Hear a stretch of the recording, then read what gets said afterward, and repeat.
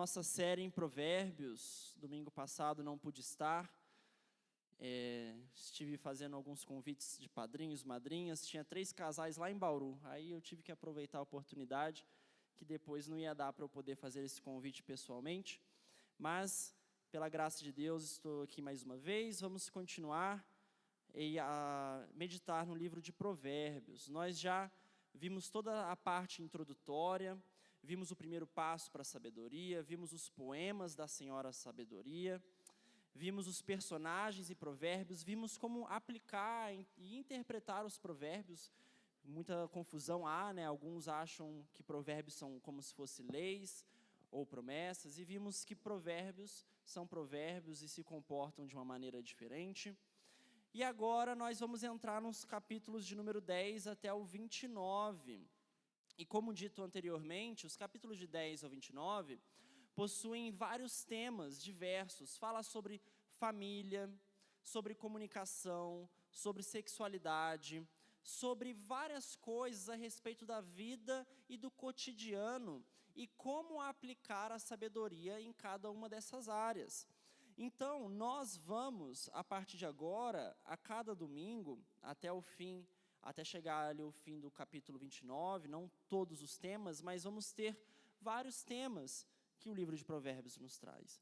Temos também outros como amizade, temos preguiça, repreensão, uso das palavras, saber se comunicar de forma correta, também é abordado no livro de Provérbios. Temos temas como orgulho e humildade. E hoje nós vamos meditar em um tema que às vezes é polêmico entre nós. E eu achei bom começar com este tema por causa das festas que estão chegando. Então acredito que é algo que vai ser útil de começarmos tanto por causa do Natal quanto por causa do Ano Novo. Então o tema, passando para o próximo, de hoje é sobre a sabedoria e a bebida. Um tema polêmico. Eu sei que muitos têm opiniões fortes a respeito disso, muitos são totalmente contra isso. Tem igrejas inteiras que, para eles, não pode nem se ver e nem sentir o cheiro de nenhum tipo de bebida. Outros já são mais liberais, outros já acham que está tudo bem e aproveitam até bastante. Mas o que será, então, que a Bíblia tem a nos dizer sobre isso? E o que será que é o caminho de sabedoria para se lidar com este tema que causa tanta polêmica entre nós? Então esse é o nosso objetivo hoje, ver o que a Bíblia diz sobre bebida, ver qual é o caminho de sabedoria para lidar com a bebida e que tipo de aplicações podemos tirar disso para a nossa vida, que tipo de ensinamentos práticos podemos usar no nosso dia a dia. Passando para o próximo, ali tem uma pergunta que é a seguinte: você beberia na mesa com Lutero? E por que eu começo falando essa pergunta e citando Lutero? Porque Lutero é o grande reformador, aquele que foi responsável por dar o estopim na Reforma Protestante e por ser usado por Deus para trazer a igreja de volta aquilo que havia se perdido, que é o verdadeiro evangelho. Sabemos que Lutero é um grande homem de Deus, é um homem que foi usado pelo Senhor e faz parte da história da igreja, portanto, faz parte da nossa história também. Não era alguém perfeito, não era um santo, nem nada do tipo, mas foi um homem temente ao Senhor e que tinha a vontade de pregar a palavra como ela é. E eu uso Lutero agora neste começo porque Lutero tem uma história muito interessante. Tudo começa quando, no começo ali da Reforma Protestante, muitas freiras queriam sair da Igreja Católica. Só que elas não podiam simplesmente sair pelas portas e falar tchau, estou indo embora. Elas tinham que dar um jeito de fugir ali dos conventos que elas ficavam.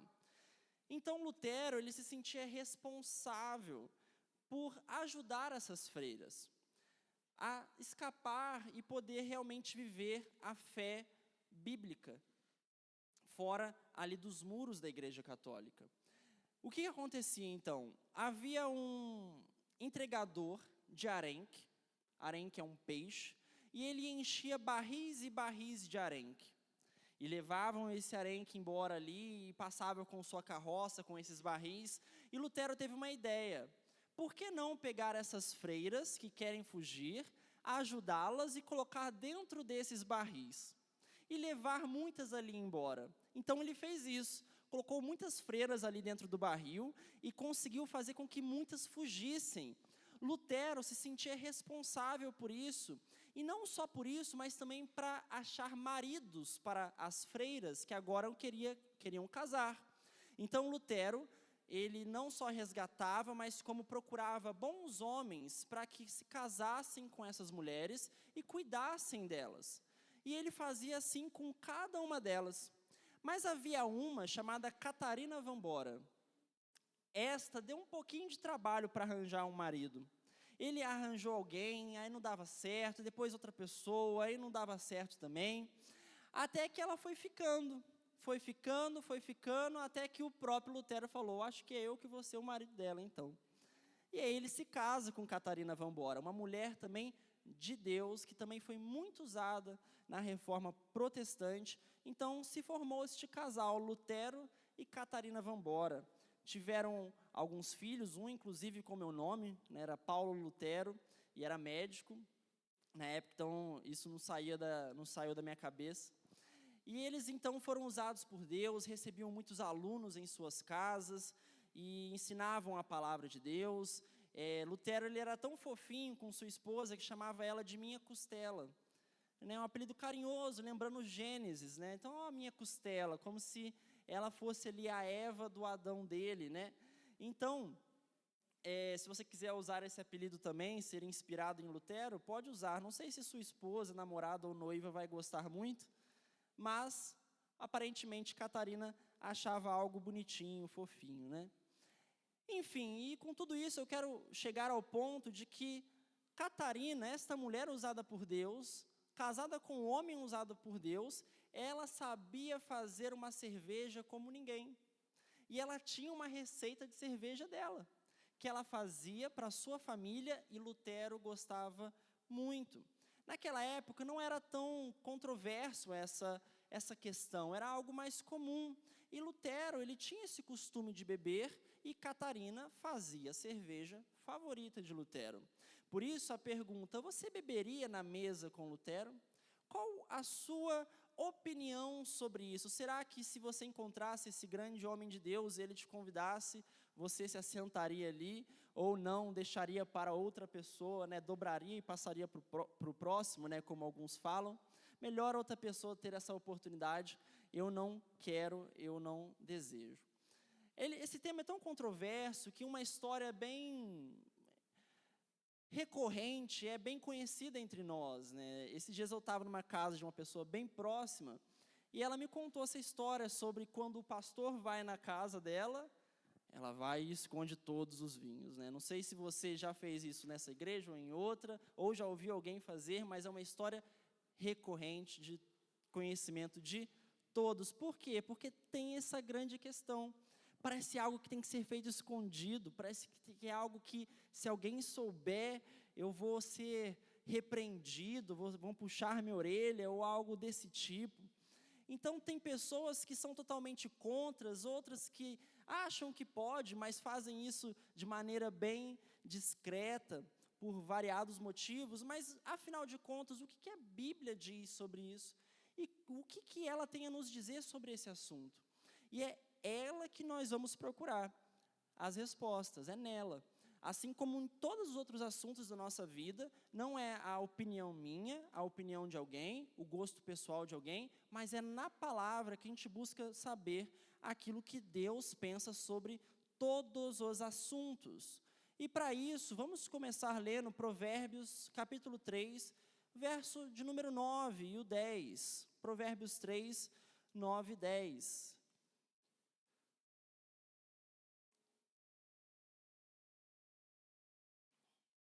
Diz o seguinte: honre ao Senhor com os seus recursos e com as primícias de todas as suas colheitas. Os seus celeiros ficarão plenamente cheios e os seus lagares transbordarão de vinho. Temos aqui em Provérbios uma passagem que vai mostrar o vinho como sinônimo de bênção do Senhor. Quando a pessoa honra e teme o Senhor, Deus ele diz que vai o abençoar, não porque merece, mas por graça. E o curioso é que Deus usa vinho como sinônimo da sua bênção. Então, afinal de contas, passando para o outro slide, é pecado beber? Será que é pecado tomar um gole de vinho? Ter um vinho 1934 guardado em casa para ocasiões especiais? Não sei se essa é um ano bom ou não, chutei qualquer ano aí. Mas será que é? Muitos afirmam que é pecado. Muitos dizem que em toda e qualquer situação não se pode beber, não se deve beber, crente não deve saber o que é bebida e não deve ter em casa e nem fazer menção sobre qualquer bebida em qualquer lugar. Mas será que isso faz sentido? A primeira coisa que geralmente as pessoas afirmam é que as bebidas na época bíblica não possuíam álcool. Será que isso é verdade? Será que as bebidas da época de Jesus, ou até mesmo antes, elas não possuíam álcool? Para isso, nós vamos dar uma olhada, não só no livro de Provérbios, mas vamos ter que ir um pouco além, para entendermos um pouco mais sobre esse assunto. Para respondermos isso, vamos começar com João, capítulo 2, o verso de número 1 ao 11. João 2, 1 ao 11.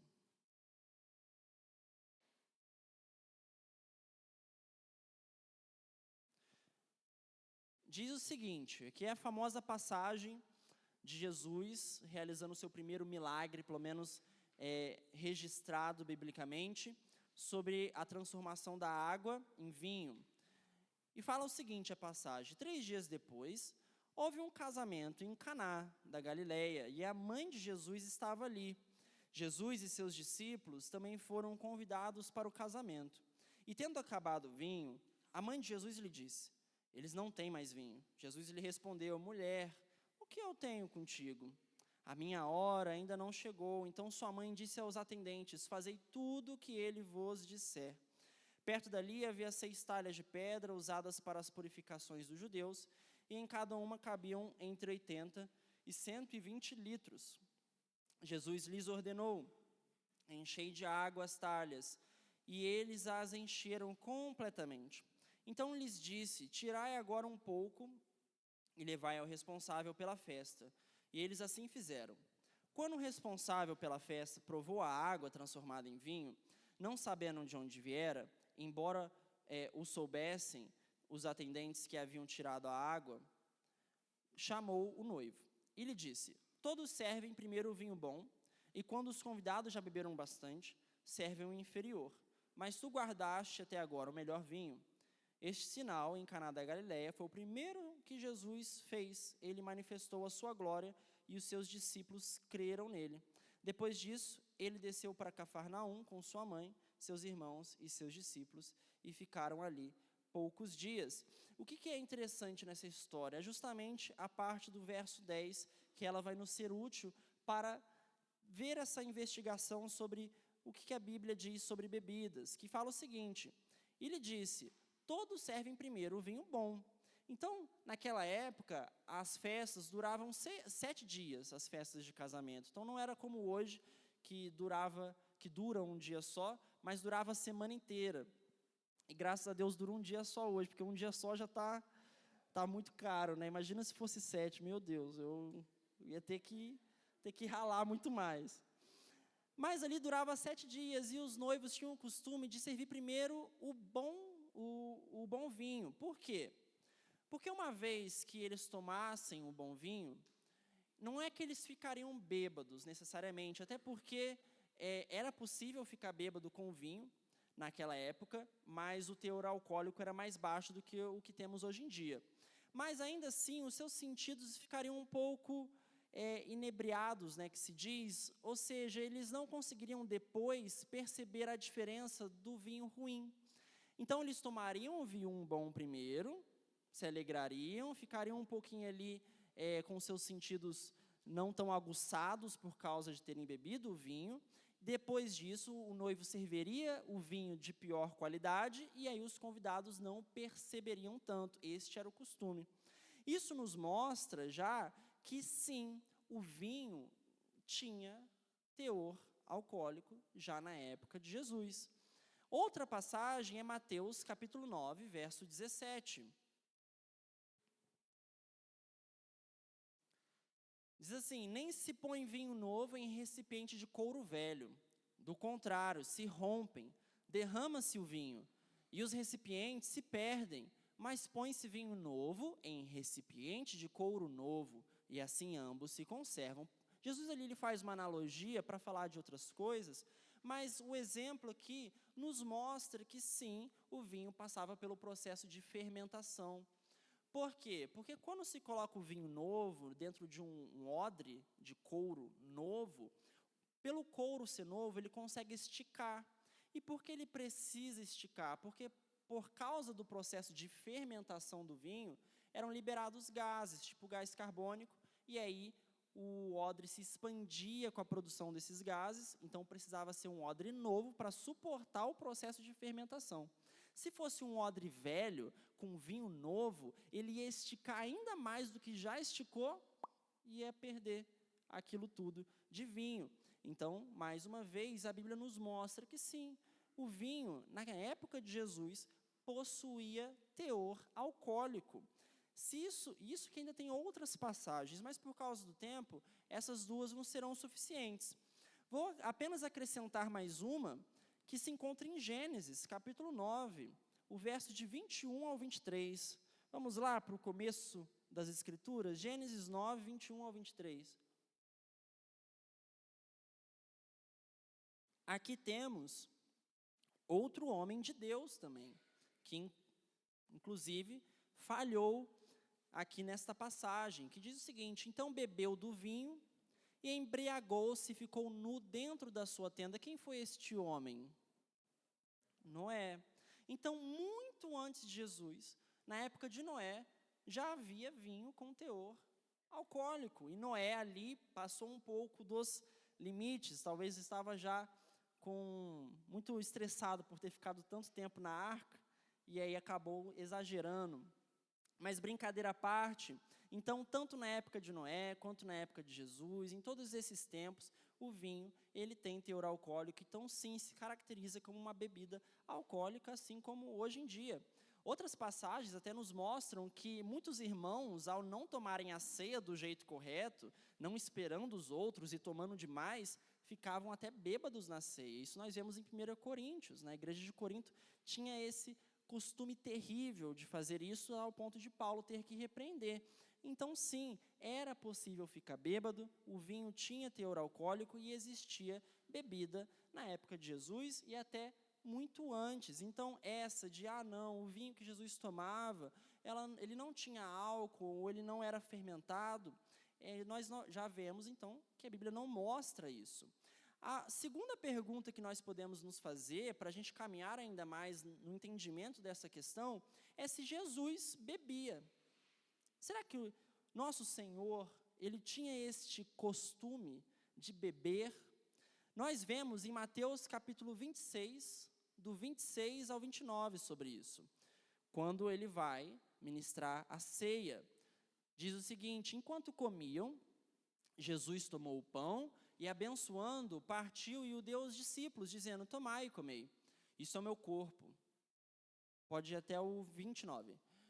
E tomando um cálice, rendeu graças e deu a eles, dizendo: bebei dele todos, pois este é o meu sangue, o sangue da aliança derramado em favor de muitos, para perdão dos pecados. Mas digo-vos que desde agora não mais beberei deste fruto da videira, até aquele dia em que beberei o vinho novo convosco no reino de meu Pai. Então aqui a primeira ceia é realizada com vinho, e Jesus bebe este vinho, e não só bebe, como ele traz aqui uma promessa, de que nós iremos beber com ele no seu reino quando estivermos nos céus ao seu lado. Então, não sei qual é a sua visão a respeito de bebida, mas Jesus já nos convida a lá na vida vindoura a dividir um vinho celestial ao lado do Senhor. Então, ele não vai mais beber do fruto dessa videira, né, que é o vinho, até este dia. Vemos também em Lucas, capítulo 7, o verso 34. Diz assim: e veio o Filho do Homem comendo e bebendo. E dizeis, é um glutão e bebedor de vinho, amigo de publicanos e pecadores. Então, muitos que acusavam Jesus de muitas coisas, pegavam isso também para acusá-lo como se fosse algo ruim, porque Jesus tinha o costume de beber, de comer junto com seus amigos, de comer junto com as pessoas que instruía e seus discípulos. Então, duas perguntas: tinha álcool nas bebidas na época de Jesus? Sim, com certeza. Talvez não tanto quanto tenham nos vinhos de hoje, porque tem processos mais modernos, e aí aqueles que sabem um pouco mais disso vão saber. E se Jesus bebia? Sim, também Jesus tinha este costume de beber vinho. Outra passagem muito interessante é o velho apóstolo Paulo recomendando a um jovem pastor que bebesse. 1 Timóteo, capítulo 5, verso 23, diz o seguinte: Timóteo, por causa do teu estômago e das tuas doenças frequentes, não bebas apenas água, mas também um pouco de vinho. Então, ele recomenda que o vinho com fins medicinais, de alguma forma, ajudasse nos problemas de estômago desse jovem pastor que era o Timóteo. A conclusão que chegamos, então, irmãos, com base naquilo que a Bíblia nos mostra, é que beber não é pecado em si. Você ter uma boa garrafa de vinho ou outra bebida, dependendo também, depois nós vamos ver sobre outros tipos de bebida, mas tomar um gole e não se embebedar, mas aproveitar ali, caso você goste, a Bíblia não condena.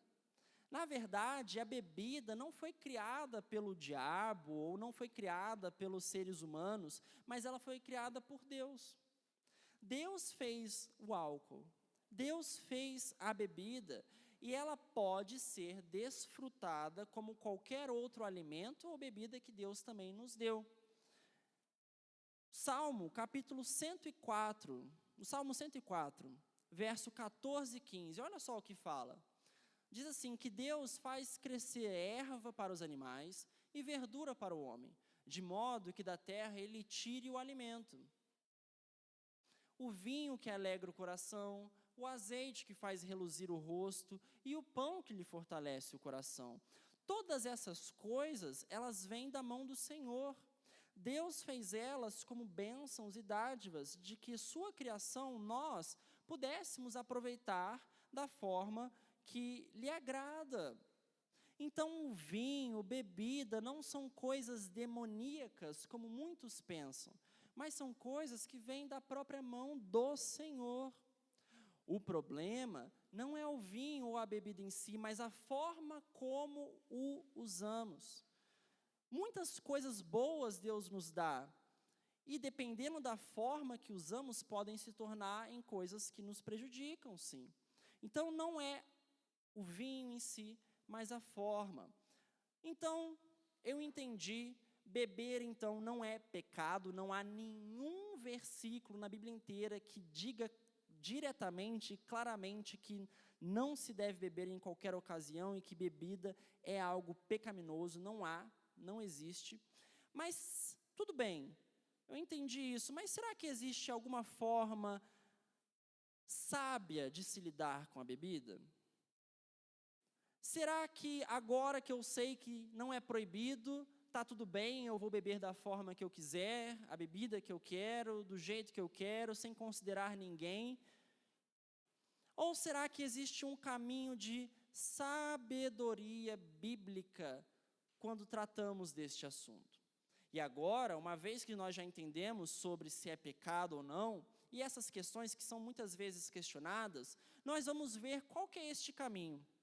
O que fazer, então, para lidar com a bebida de forma sábia?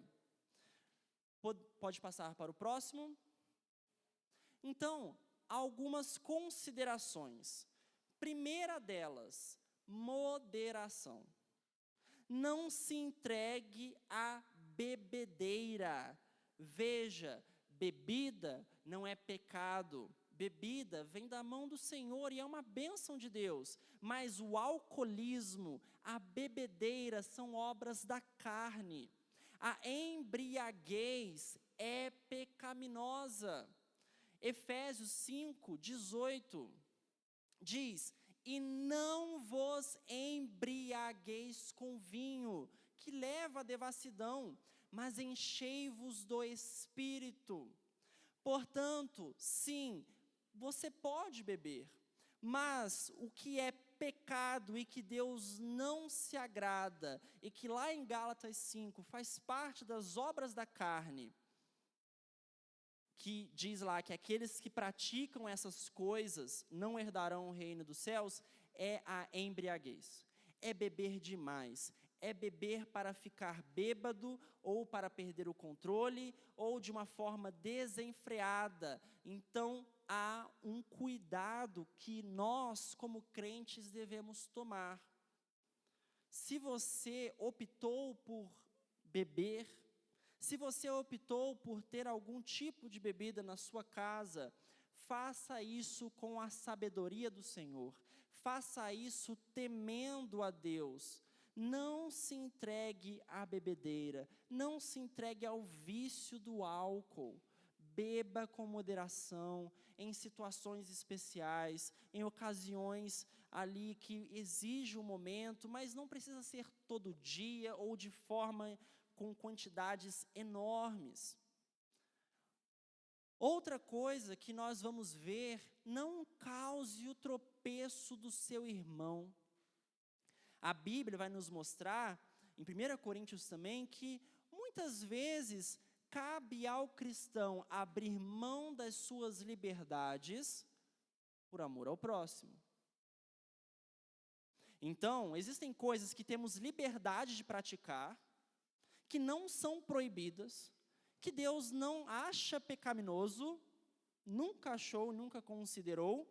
Ainda assim, é de bom tom, é de bom senso abrir mão dessas liberdades para que o irmão não tropece, o irmão mais fraco, o irmão de consciência mais fraca. O que seria fazer um irmão tropeçar? Veja bem, às vezes, há algum irmão dentro da igreja, ou algum familiar dentro da nossa casa, que passou por problemas com o álcool, que passou por problemas com o vinho, com bebida, não tem o controle, já sofreu muito e já estragou muito a sua vida por causa disso. E veja, agora este irmão se converteu, abandonou o seu pecado, está arrependido, e ele não quer ver mais nem sequer uma gota de bebida na sua frente. Eu e você, ao sabermos disso, por que nós iremos beber ao lado deste irmão? Por que nós iremos beber ao lado desta pessoa que já lutou tanto contra isso, e agora você está colocando aquilo que destruiu a sua vida na frente dele? Há chance dele olhar você, e talvez por ainda não ser tão maduro na fé, pensar: bom, eu acho que eu posso voltar, e se entregar mais uma vez ao pecado. Qual pecado? O da bebedeira e da embriaguez e do alcoolismo. Outra situação: às vezes eu e você temos familiares descrentes em casa ou ao nosso redor, tio, tia, irmão, irmã, que também não sabem seus limites. E não sabem ter o discernimento cristão que nós temos da palavra de Deus. E se entregam ao alcoolismo. É de bom tom e de bom senso abrir mão da sua liberdade e não beber do lado desses familiares. Não porque seja pecado beber em si, mas porque eu e você podemos acabar incentivando ainda mais a prática do pecado desta pessoa que não conhece a Deus. E ao invés de aproximá-la do Senhor, estamos só incentivando ela a se afastar. Então, a Bíblia nos incentiva, muitas vezes, a abrir mão de liberdades que temos por amor de outras pessoas,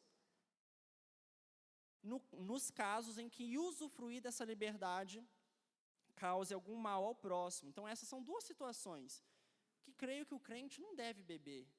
Ao lado de irmãos que já tiveram problema com isso, e ao lado de familiares descrentes que não sabem se controlar e têm que ver em nós um bom exemplo. Não que estamos fazendo algo pecaminoso, mas eles não têm esse discernimento. São de consciência mais fraca.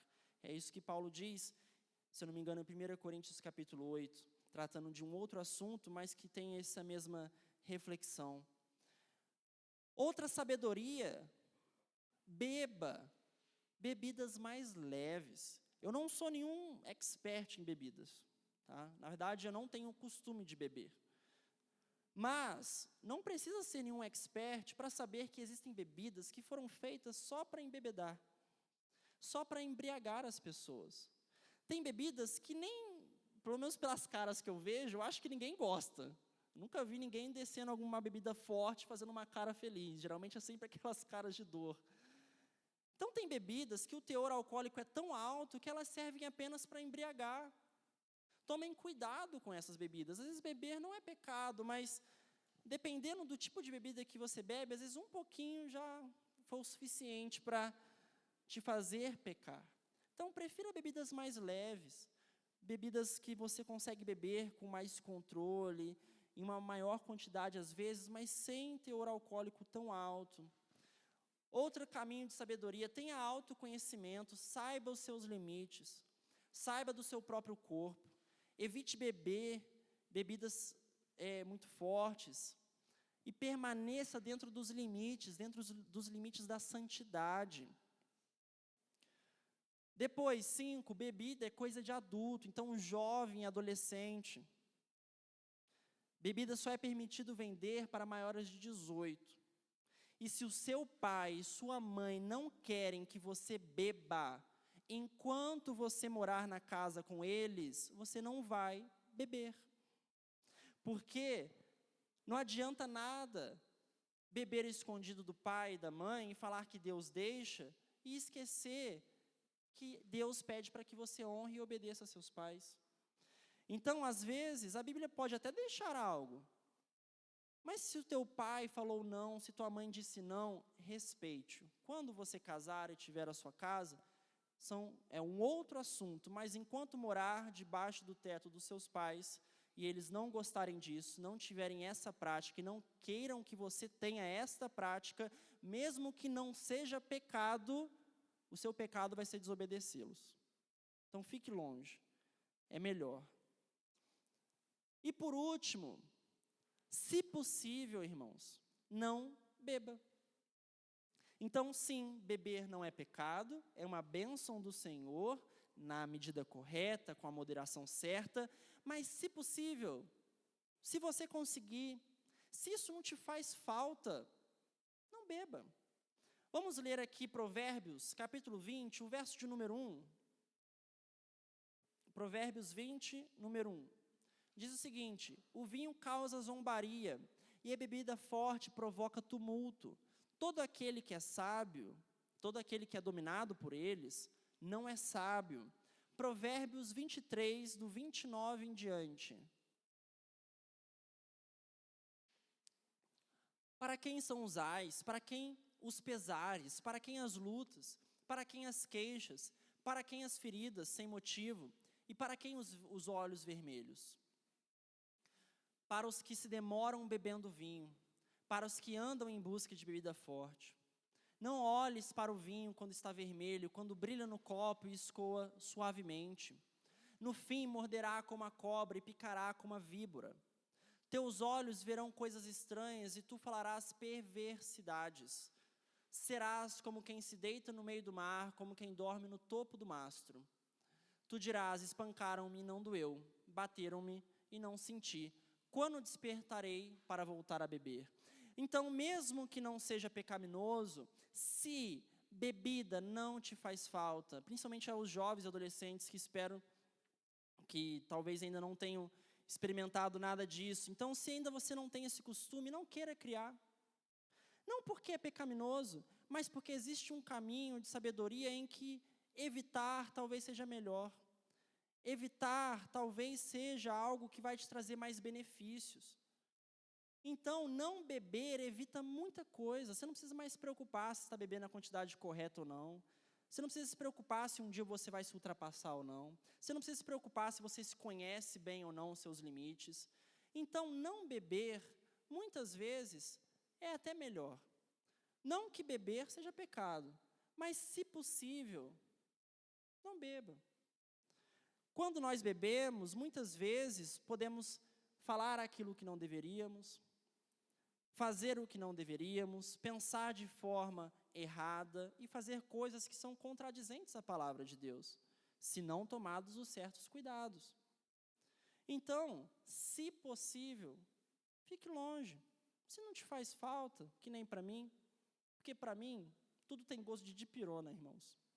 Para mim, vinho é suco de uva com um monte de gota de dipirona. Eu não consigo entender. É muito amargo. O único amargo que eu gosto na bebida é o do café.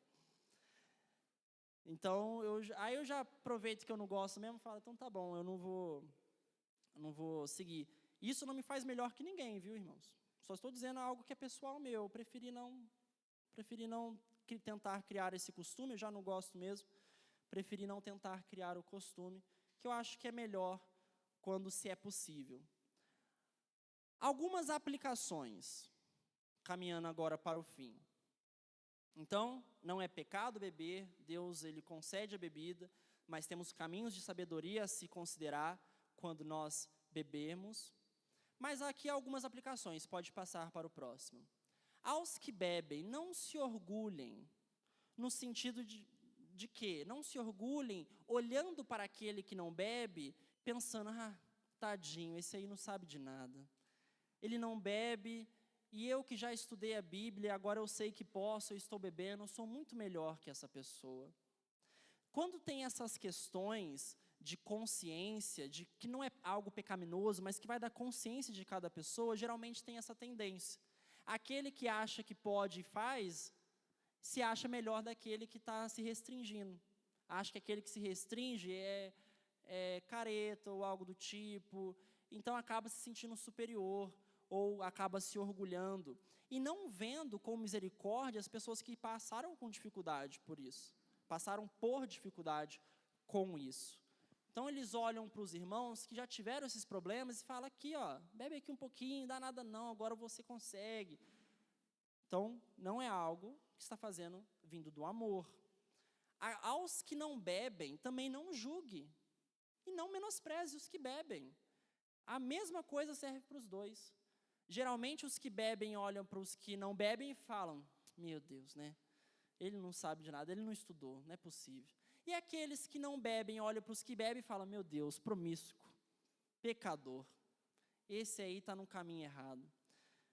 As duas coisas Paulo repreende em 1 Coríntios capítulo 8, de novo, em uma situação diferente, mas que a aplicação é a mesma. Então você não é melhor porque você estudou a Bíblia e viu que pode beber. E você não é melhor que o irmão só porque você optou não beber. Mas, na verdade, tanto um quanto o outro devem pensar o seguinte, seja você tendo escolhido beber ou não, faça tudo para a glória de Deus. Se você optou beber, beba para a glória de Deus. Como? Com moderação, com cuidado, com amor aos outros, desfrutando de uma bênção que o Senhor te deu, assim como Ele nos deu várias bênçãos nessa vida. Aos que não bebem, façam isso para a glória de Deus. Não fique se julgando melhor que os que bebem.